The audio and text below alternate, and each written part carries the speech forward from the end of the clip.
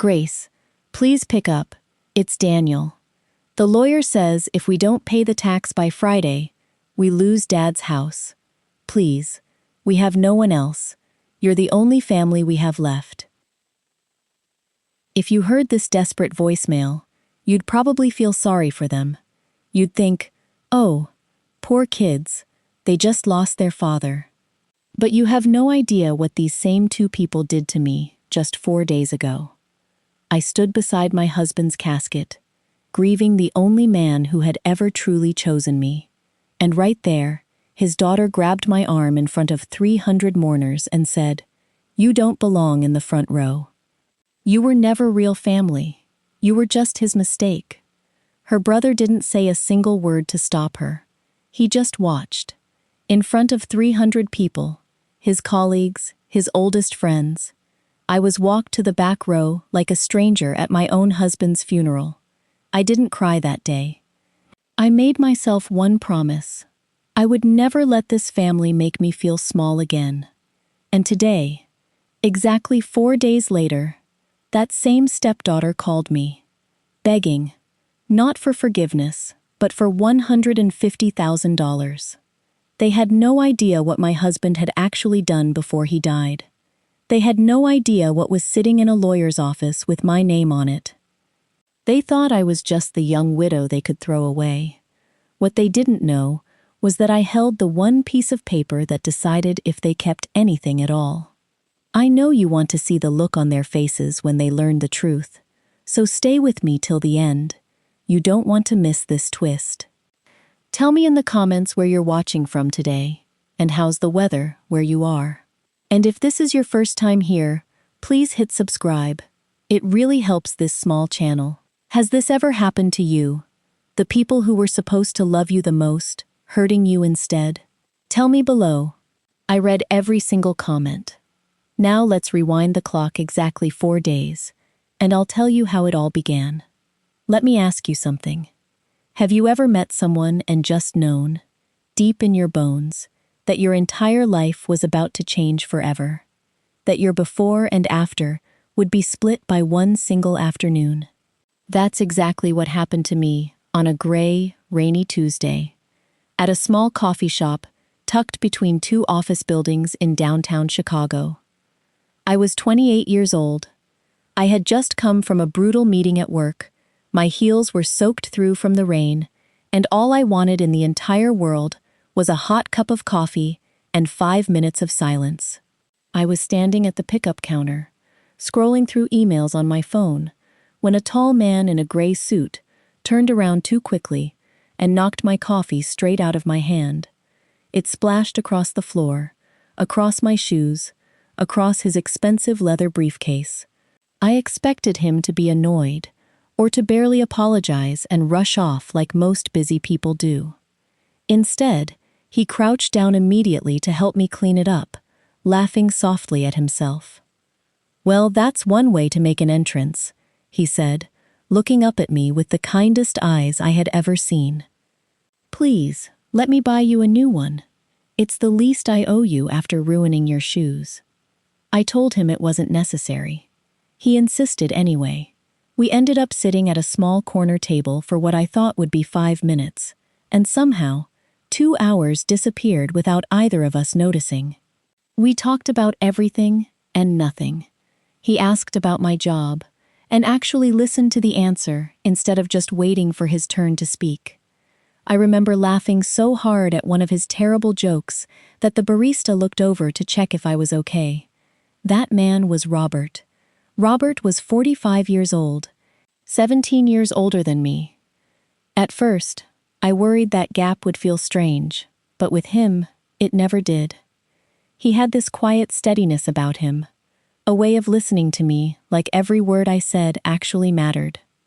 He told me, gently, over our second cup of coffee that afternoon, that he was a widower. His first wife, Susan, had passed away from cancer nearly 8 years earlier, when his children were still teenagers. He had raised them mostly alone after that, working during the day and coming home to homework and heartbreak every single night. He had 2 children, Christine, who was 30 years old by the time Robert and I met, sharp-tongued, fiercely loyal to her father, and, I would later learn, deeply suspicious of any woman who came near him. And Daniel, 27, quieter, gentler on the surface, but always torn between keeping the peace and standing up for what was right. Our courtship wasn't rushed. Robert was careful, almost cautious, the way men are when they've already lost one great love and are terrified of losing another. We dated quietly for almost a year before he even introduced me to his children, and even then, he warned me gently beforehand. "They're still healing, Grace," he told me one evening, holding my hand across a candlelit dinner table. "Give them time. They watched their mother suffer for 2 years before she passed. Trust doesn't come easy after something like that." I told him I understood completely, and I meant it.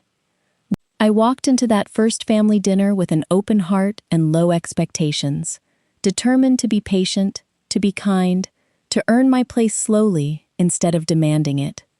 I won't sit here and pretend I didn't know what people would think when Robert and I eventually got married. I knew the whispers were coming before they even started, but I never, in a million years, imagined that the two people I would try hardest to love in this world would become the very people who tried hardest to destroy me. For 5 long years, I tried everything I could think of. I remembered Christine's birthday every single year, sending gifts I hand-picked myself, sometimes spending weeks trying to find exactly the right thing. I sat through painfully quiet Thanksgiving dinners, forcing a smile through hours of silence and side glances. I never once tried to replace their mother's place in that home. I only ever wanted a small, quiet seat at their table. But no matter what I did, it was never, ever enough. I would walk into a room, and conversations would suddenly stop.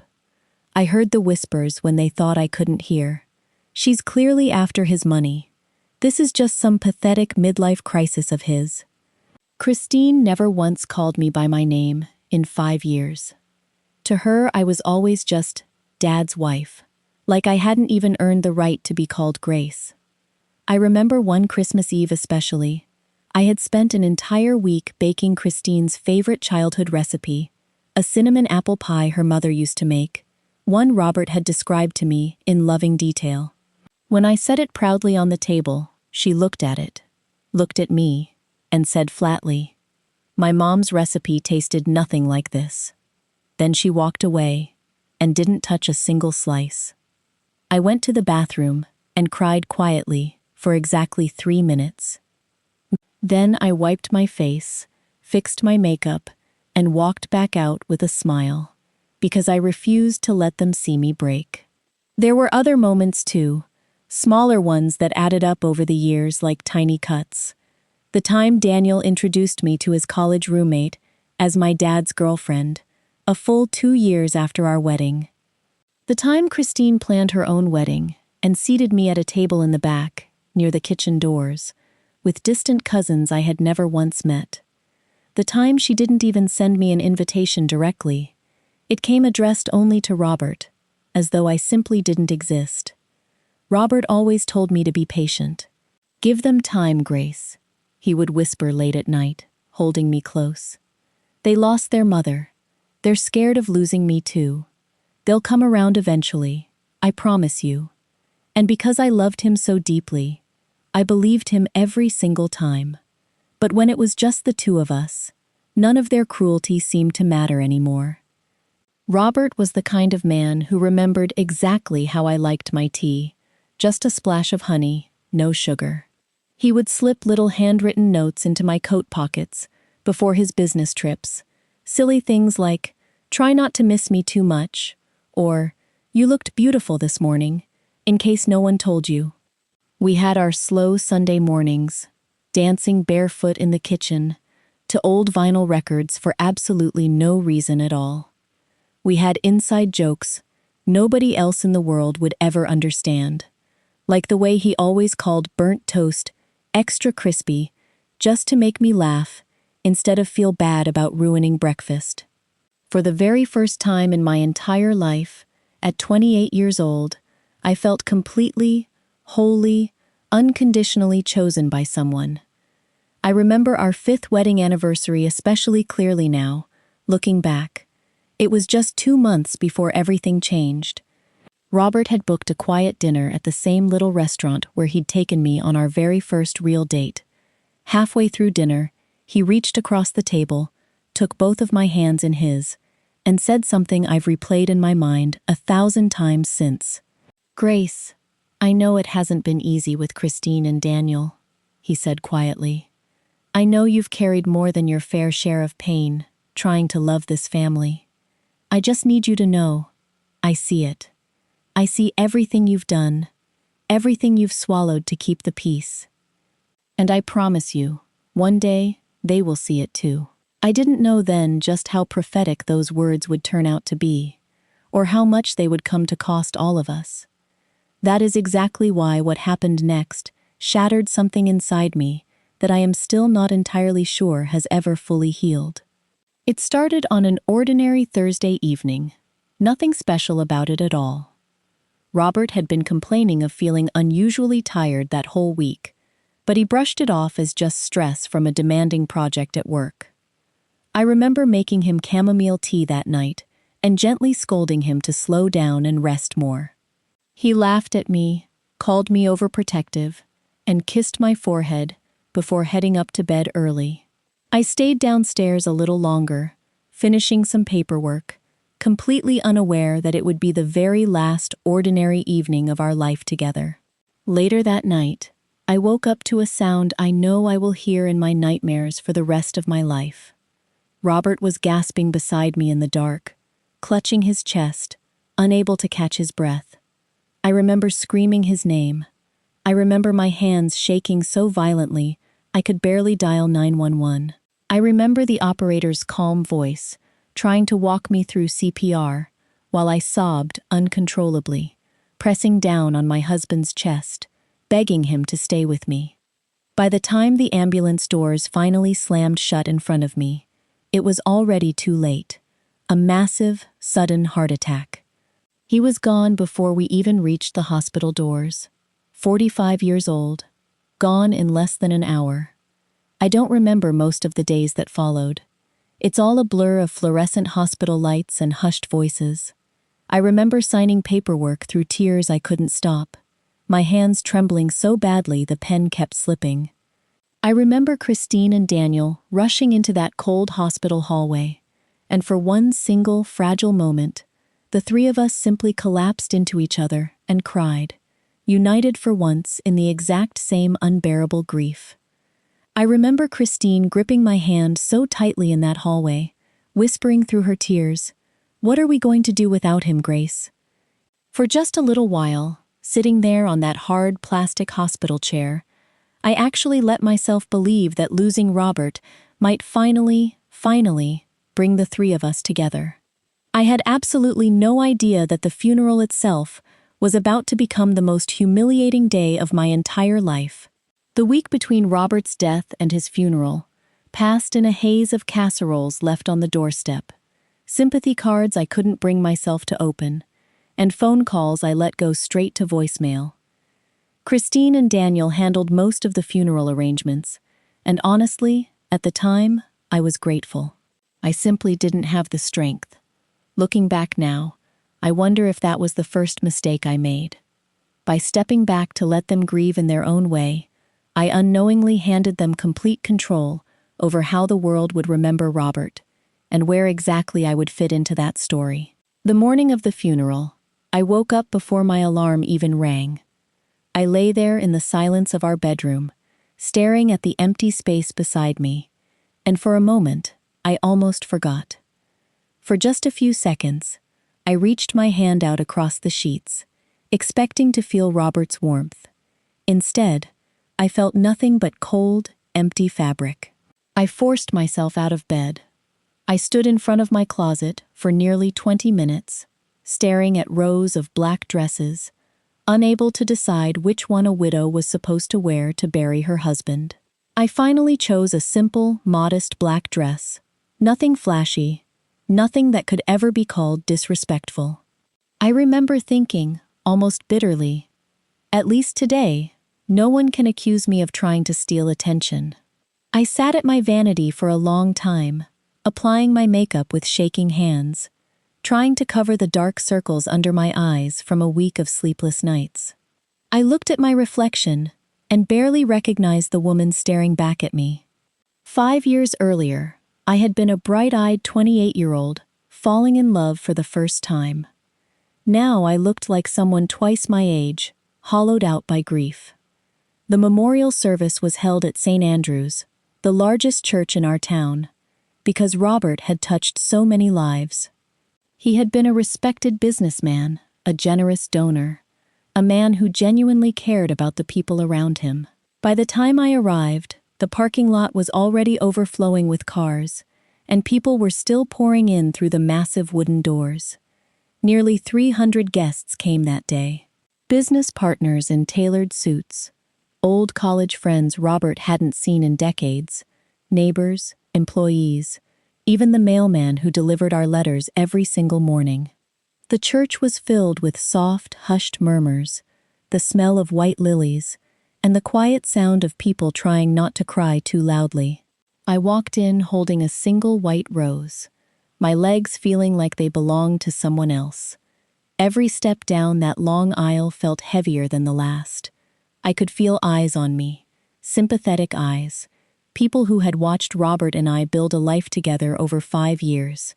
For a moment, I actually felt surrounded by warmth, surrounded by people who loved him just as much as I did. An elderly woman I recognized as one of Robert's oldest colleagues reached out and gently squeezed my hand as I passed. "He talked about you constantly, dear," she whispered. "You made his last years the happiest of his life." I remember managing a small, grateful smile, holding on to her words like a lifeline. I made my way toward the front row, where the closest family always sits. That seat had always been mine, at every family gathering, every holiday, every birthday. It only made sense that today, of all days, I would sit beside his children, united in our shared grief. But just as I reached the edge of the front pew, a hand shot out and gripped my wrist. Tight, too tight. I turned, and there was Christine, dressed head to toe in an expensive black designer dress, her eyes cold and sharp as glass. "You can't sit here," she said, her voice low, but sharp enough to cut straight through me. I blinked, genuinely confused. "Christine, this is my seat. This is where I always—" "This is family only," she interrupted, cutting me off completely. Her grip on my wrist tightened even further. "And you were never really family. You were just his midlife crisis, Grace. Everyone here knows it. Please don't embarrass yourself, and don't embarrass him, today of all days." I felt like the entire church had gone silent, even though I know, logically, most people hadn't even heard her yet. My own heartbeat was pounding so loudly in my ears I could barely hear anything else. I turned desperately to Daniel, silently begging him with my eyes to say something, anything, to defend me. Daniel just stood there, his eyes dropped straight to the floor, his jaw tightened like he wanted to speak, like maybe some small part of him knew this was wrong. But he said absolutely nothing. He simply looked away, and in that single, silent moment, he chose his sister's side over 5 years of shared holidays, shared laughter, shared grief. By now, the people sitting closest to us had definitely noticed. I could feel the shift in the air, that particular kind of silence that spreads through a crowd right before whispers begin. An older woman, 2 rows back, leaned over to her husband, cupping her hand slightly over her mouth. I couldn't hear her exact words, but I didn't need to. I could read it clearly in her pitying eyes, in the way she glanced at me and then quickly looked away. My cheeks burned with a humiliation I had never felt in my entire life. Robert's own business partner, a man who had shaken my hand warmly at countless dinner parties, wouldn't even meet my eyes anymore. I stood there frozen, clutching that single white rose so tightly, The stem nearly snapped in my trembling hand. I had two choices in that moment. I could make a scene, right there in front of 300 people, at my own husband's funeral. Or I could swallow every single ounce of my pain, turn around, and walk away with whatever dignity I had left. I chose the second option. I turned around slowly, my vision blurred with tears I refused to let fall, and I walked to the very back row of that church. I sat down alone, in the last pew, beside strangers, at the funeral of the man I loved more than anyone else in this entire world. I don't remember much of the actual service after that. I remember the priest's voice echoing softly through the church, talking about resurrection and eternal rest. I remember snippets of the eulogy Daniel gave, talking about what a wonderful father Robert had been, about his laugh, his generosity, his quiet strength. Not once, in that entire eulogy, was my name mentioned. Not once was our 5 years together acknowledged, as if I had simply never existed in Robert's life at all. I sat there in that back pew, surrounded by strangers, listening to Robert's life story, being told without me in it, and I have never in my life felt so completely erased. When the service finally ended, I stayed seated until most of the crowd had slowly filed out, unable to bear the thought of walking past all those pitying faces again. When I finally stepped outside into the cold afternoon air, I saw Christine and Daniel standing near the church entrance, speaking quietly with the family's estate attorney, a stern-looking man named Mr. Pierce, whom I had met only briefly a handful of times over the years. I walked over, still trying, foolishly, to hold on to some small thread of family unity. I should probably start gathering a few things from the house sometime this week, I said gently, just to give you both space to grieve properly. Christine turned to me with an expression I will never, ever forget. It wasn't grief anymore. It was something closer to victory. Actually, Grace, she said, her voice dripping with false politeness, you should probably plan on moving out by the end of this week. That house has been in our family for 3 generations. It was never really meant for you. I felt my whole body go numb. Christine, Robert, and I lived in that house together for 5 years. It's my home, too. It's the Whitmore family home, she said flatly, crossing her arms. You were simply a guest there. And now that Dad is gone, I think it's time the guest finally left. Mr. Pierce, the attorney, shifted uncomfortably beside them, glancing briefly at me with an expression I couldn't quite read at the time. I would understand that look much better a few days later. I looked at Daniel one final time, silently pleading for him to step in, to say something, anything at all. He wouldn't even look me in the eyes. He just stared down at his expensive black shoes, shifting uncomfortably on his feet. I didn't cry in front of them. I refused to give them that particular satisfaction. I simply nodded once, turned around, and walked to my car alone, leaving behind 300 mourners, a husband I would never see again, and a family that had just made it painfully, brutally clear that I had never truly belonged. The days that followed the funeral blurred together into something I can barely describe. I packed up 5 years of my life into cardboard boxes, my hands moving on autopilot while my mind refused to accept what was actually happening. I remember standing in what used to be our bedroom, holding one of Robert's old sweaters to my face, just to breathe in whatever was left of him before it faded completely. I found myself talking to him out loud sometimes while I packed, as if he could still hear me. You would hate this, Robert, I whispered once, folding his shirts into a donation box, because Christine had made it clear she didn't want them. You would absolutely hate what they're doing. Christine didn't wait long. 2 days after the funeral, a locksmith showed up at the house while I was still packing, sent by her, to change the locks, for security reasons, she said, though we both knew exactly what that really meant. I was given exactly 5 days to gather everything I owned and leave the only home I had known for half a decade. I found a small one-bedroom rental across town, nothing like the beautiful house Robert and I had shared. The walls were thin. The heating rattled every time it turned on. At night, I could hear my upstairs neighbor's footsteps as clearly as if they were walking through my own living room. It was humble, it was small, and it was, for the first time in years, entirely mine. The first night in that apartment, I sat on the floor because my furniture hadn't arrived yet, surrounded by unopened boxes, and I finally allowed myself to cry the way I hadn't let myself cry at the funeral. I cried for Robert. I cried for the family I thought I had. I cried for the 5 years I had spent trying so desperately to earn a place that, apparently, was never going to be given to me. The first week there was, without question, one of the loneliest weeks of my entire life.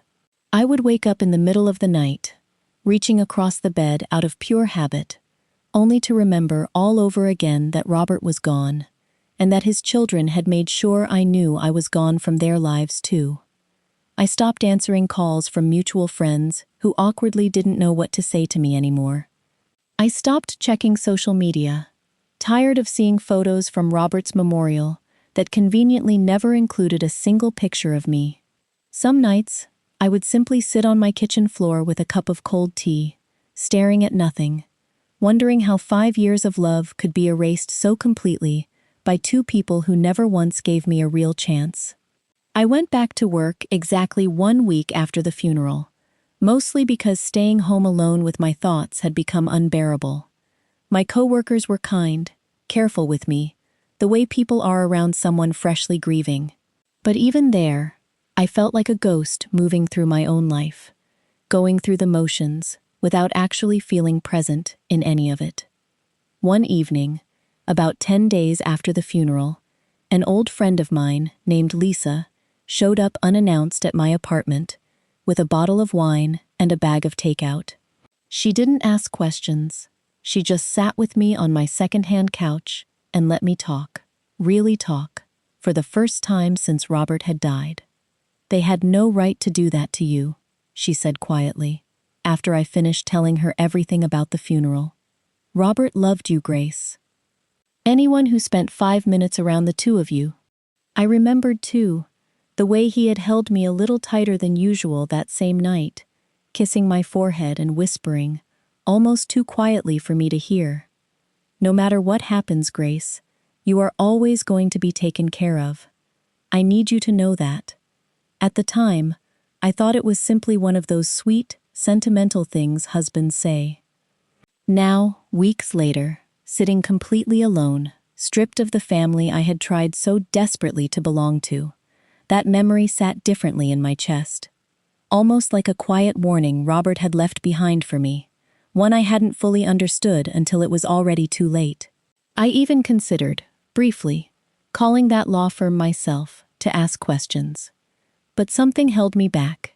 Some quiet instinct told me that whatever Robert had set in motion, it would reveal itself exactly when it needed to, and not a moment before. I didn't know, not yet, exactly what that visit to the law firm had truly meant. I didn't know what papers might have been signed, or what quiet decisions might have been made behind closed doors. But deep down, in a place I couldn't quite explain, I had the strangest feeling that Christine and Daniel had made a very serious mistake the day they threw me out of that church. They thought they were getting rid of an inconvenient young widow, someone easy enough to push aside and quietly forget. What none of them realized was that Robert Whitmore, in his quiet, careful way, might have made absolutely certain I would never be as powerless as they desperately wanted me to be. Exactly 4 days after I walked out of that church for the very last time, my phone rang. I almost didn't answer it. The name on the screen made my stomach twist into a tight, uncomfortable knot. It was Daniel.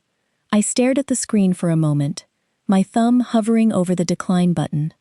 Some small part of me still wanted to hear his voice, still wanted him to say the words I had needed to hear at that funeral.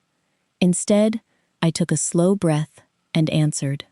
"Grace," he said, and immediately I could hear it. That same trembling panic Robert used to get, right before delivering bad news.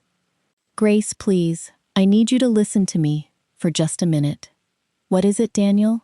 I asked, my voice flat, giving him absolutely nothing to hold on to. "It's the estate," he stammered. "The lawyer just called us this morning. Apparently, there's this massive estate tax bill on the house.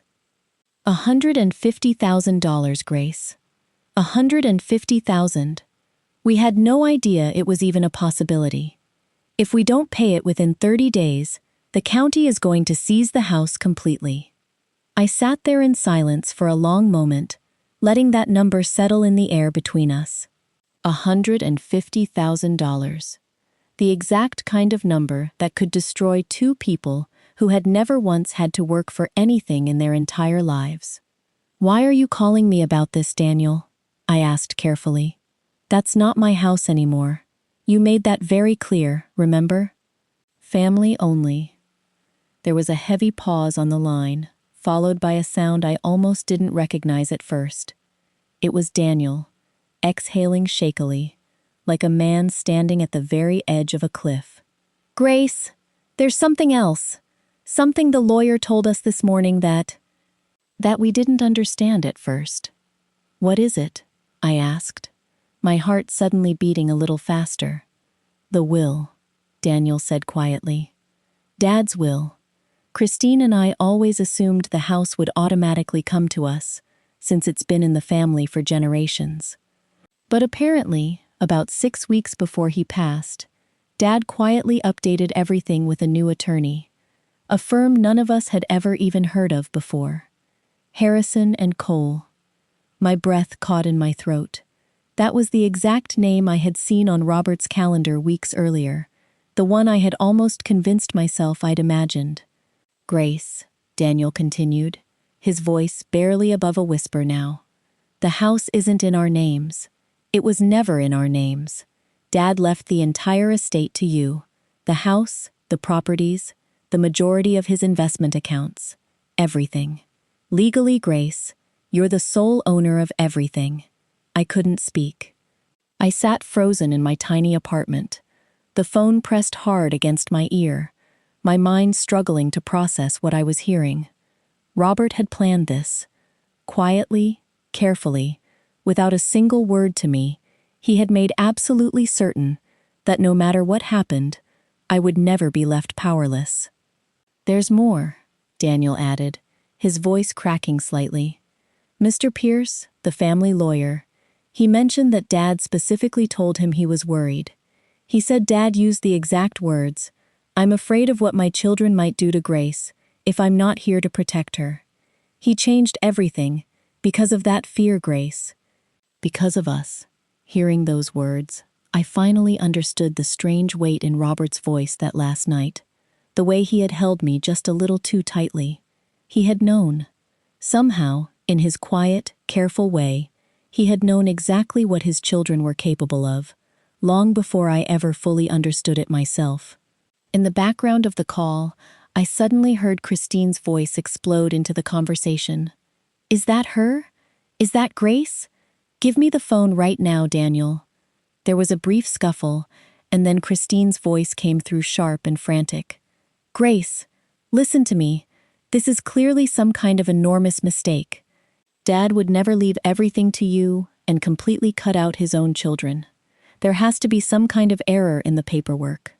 "There's no error, Christine," I said, my voice surprisingly calm, almost eerily calm, even to my own ears.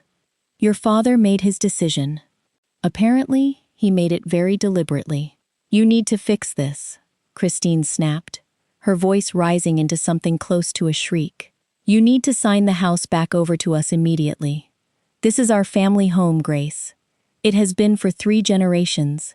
You can't just—" "I can't just what, Christine?"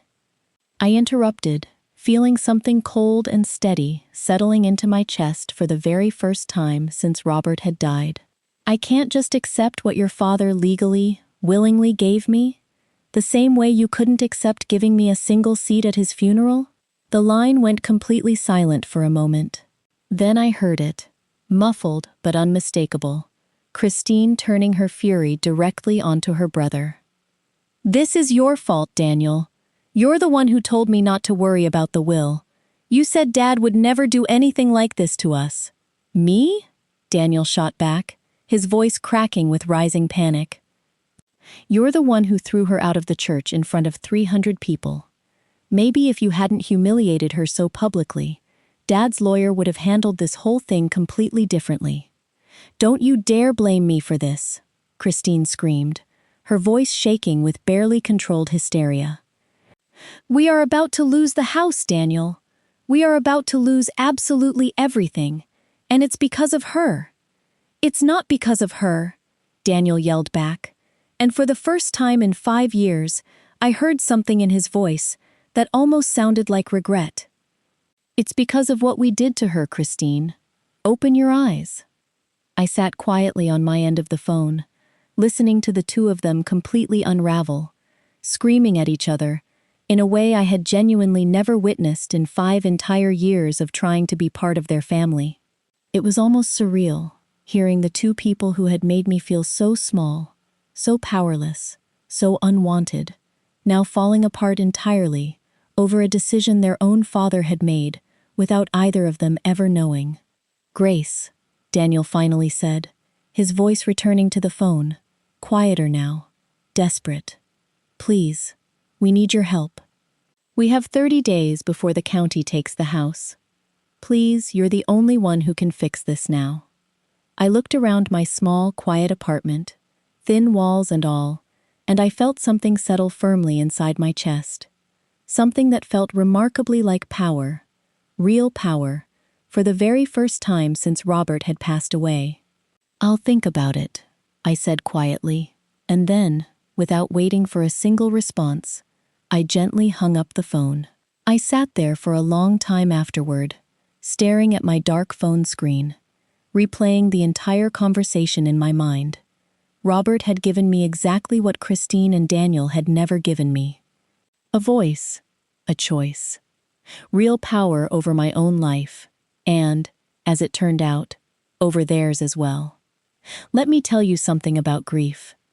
When you finally stop drowning in it, it doesn't disappear entirely. It simply transforms into something else, something colder, something far more clear-headed. By the time I called Daniel back the next morning, I wasn't the same woman they had shoved into the back pew of that church. Before calling him, I did something I probably should have done weeks earlier.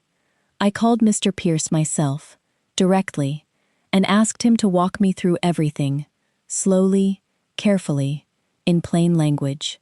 He confirmed every word Daniel had told me, and then some.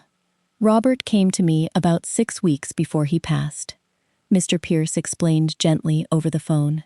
He was very specific about his wishes. "Grace," he said, and I remember his exact words, "I need to know Grace will never be at their mercy. Whatever happens to me, she deserves security, and she deserves respect." He signed everything that same week. Hearing Robert's own words, spoken through someone else's voice, nearly broke me all over again. He had seen this coming. He had protected me from beyond the grave, in the only way he still could. "I'll meet with both of them," I told Daniel when I called him back, my voice steady. "Tomorrow morning, at the house. And Daniel, I want Christine there too. No excuses this time." I could hear the relief flood through his voice, mistaking my calmness for forgiveness. He had no idea what was actually waiting for them. The next morning, I drove up to the house I had once called home, the house I had packed my entire life out of just weeks before. The same house Christine had insisted was never really mine to begin with. Now, legally, it was mine, and mine alone. My hands trembled slightly on the steering wheel as I pulled into the familiar driveway. I sat there for a moment, gathering myself, remembering every single humiliation of the past 5 years, every dinner, every whispered comment, every time I had swallowed my own dignity just to keep a fragile peace. Christine opened the door before I even reached it. Gone was the icy confidence from the funeral. Her eyes were red-rimmed, her hair slightly disheveled, dressed simply for what was probably the first time I had ever seen her without perfectly styled hair. Daniel stood just behind her, looking exhausted, like neither of them had slept in days. "Grace," Christine said, and I almost didn't recognize the softness in her voice. "Thank you for coming. Please, come in." I stepped into the living room where I had spent countless evenings with Robert, and for a moment, the memories nearly overwhelmed me. The same couch where we used to watch old movies together. The same fireplace mantel lined with photographs, though I noticed, with a quiet ache, that most of the recent ones featuring me had already been quietly removed. I forced myself to stay focused, to remember exactly why I was there. We sat down, an uncomfortable silence hanging between the three of us. Finally, Christine spoke first. "Grace, I owe you an apology. What I did at the funeral was cruel and completely unforgivable. I let my grief turn into something ugly, and I took it out on you instead of dealing with my own pain." I studied her face carefully, searching for any hint of insincerity. Strangely, I found none. Perhaps facing the total loss of everything had finally forced her to confront the truth about her own behavior. "I appreciate you saying that," I said carefully. "But Christine, an apology doesn't erase what happened. It doesn't erase 5 years of being told I wasn't real family, only to now be told I'm apparently the only person who can save you both." Daniel leaned forward, his hands clasped together tightly. "We know, Grace. We know we don't deserve your help after everything, but we're desperate. If we lose this house, we lose everything Dad ever built. His legacy, our childhood home, all of it, gone. Do you understand?" I said quietly, looking between the two of them, "what it felt like, standing in the back of that church, listening to a eulogy about a man I loved for 5 years, and hearing my own name never once mentioned. Do you have any idea what that does to a person?" Christine's eyes filled with tears. "No," she admitted quietly. "I don't think I let myself think about it. I was too angry, too scared of losing him, to think about what I was doing to you." I sat back, letting the weight of the moment settle around us. "Here's what I've decided," I finally said. "I will pay the estate tax. I will save this house from being seized." Relief washed visibly over both their faces, until I continued. "But I'm not simply handing this house back to either of you. This house stays in my name. You are both welcome to visit, to celebrate holidays here, to keep those childhood memories alive. But this is my home now, exactly as your father intended it to be." Christine opened her mouth to protest, but Daniel quickly placed a hand on her arm, silencing her before she could speak. "That's fair," Daniel said quietly. "More than fair, actually, considering everything." "There's one more condition," I added, looking directly at Christine. "You will never again refer to me as anything other than family. Not behind my back, not to your friends, not ever again. I earned my place in this family long before your father passed away. It's time you both finally acknowledge that." Christine's eyes filled with tears, and for the first time in 5 years, I watched her nod without a trace of resentment. "Okay, Grace, okay, you're right, you always were." I stood up to leave, and just before I reached the front door, Christine called out to me one last time. "Grace?" For what it's worth, I think Dad knew exactly what he was doing. I think he knew you'd be strong enough to make the right choice, even after everything we put you through. I paused at the door, looking back at the two of them, sitting together in that living room, finally, truly humbled. "He always did see things in people, long before anyone else did," I said softly. And then I walked out to my car, feeling lighter than I had in weeks. 6 months have passed since that quiet morning in the living room, and looking back now, I can honestly say that healing rarely looks the way we expect it to. I did pay that estate tax bill, $150,000, transferred without a second thought, because in the end, that number meant nothing to me, compared to finally, truly closing this chapter with peace, instead of bitterness. I could have let the house slip away. I could have let them lose everything, the way they had once tried to make me lose everything. But revenge was never really what I wanted. I simply wanted to matter. I wanted, finally, to be seen. The weeks immediately after that meeting were still slow and cautious. Christine texted me small, tentative things at first. A photo of an old picture of Robert she found while cleaning out a closet. A simple, "Thinking of you today," on what would have been his birthday.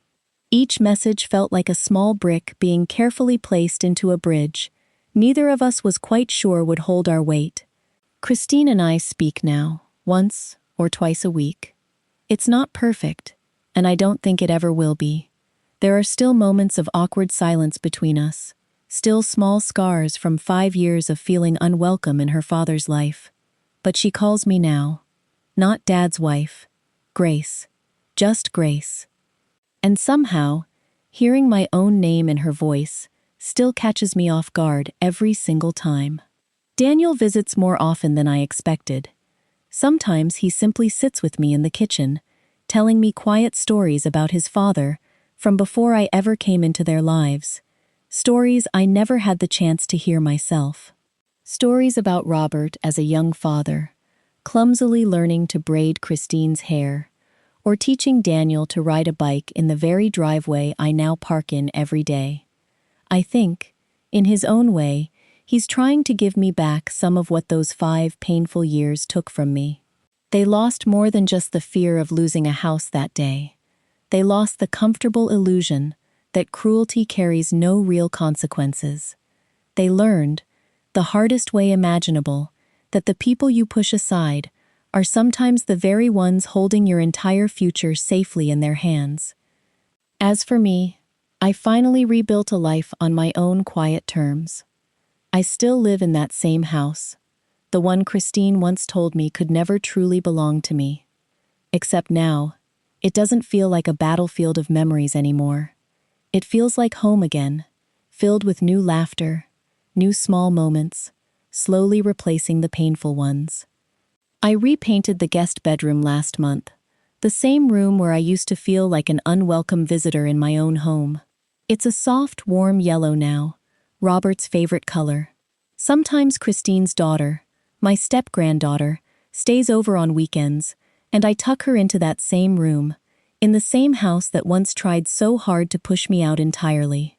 Sometimes, in the evenings, I still catch myself dancing barefoot in the kitchen, completely alone, the same way Robert and I used to. I play his favorite old records, and for just a moment, it feels like he's still right there beside me, quietly proud of the woman I've finally become. Last month, I did something I know would have made Robert smile.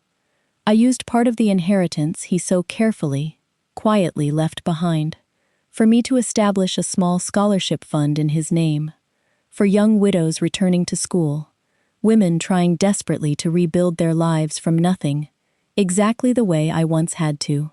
I sat in the front row at our very first small ceremony, surrounded by strangers who reminded me so much of myself, just months earlier. Christine sat right beside me that day, and for the very first time, she reached over and quietly took my hand during the ceremony, the same way I used to wish she would during all those lonely holiday dinners years before. And for the first time since Robert passed away, I finally felt something I hadn't dared to feel in a very long time. Genuine, quiet peace. Grief, I've learned, doesn't ever really disappear completely. But sometimes, if you're patient enough, if you're strong enough, it slowly transforms into something meaningful. Something that finally, quietly, makes you whole again. Before I go, I just want to say something to every single one of you who stayed with me through this entire story. If there is one thing I truly learned through all of this, it's this. Never let anyone make you feel small for simply existing in a space you rightfully belong to. Family isn't just about blood, and it isn't just about years shared under one roof. Real family shows up for you, especially in the moments when it would be so much easier to walk away. Robert saw something in me, all the way until his very last breath, that his own children took 5 long years to finally understand. He saw someone worth protecting, worth fighting for, even when he was no longer here to fight for me himself. And I will spend the rest of my life honoring that quiet, final gift he left behind. If you made it all the way to the end of this story with me, thank you, truly, from the bottom of my heart. Stories like mine are so much harder to tell than they are to hear, but sharing them with all of you somehow makes the pain feel a little lighter every single time. If this story moved you even a little bit, please take a moment to hit that like button. It genuinely helps this small channel more than you could possibly imagine. And if you haven't already, please subscribe so you never miss the next story. Before you go, I want to leave you with one final question. Do you think I made the right decision, choosing quiet peace over lasting revenge? Or do you think Christine and Daniel deserve to lose everything completely? I'll be right here, reading every single comment you leave below. Thank you for listening to my story, and for staying with me until the very last word. Never let anyone convince you that you don't belong exactly where your own heart has already chosen to be. I'll see you in the next story.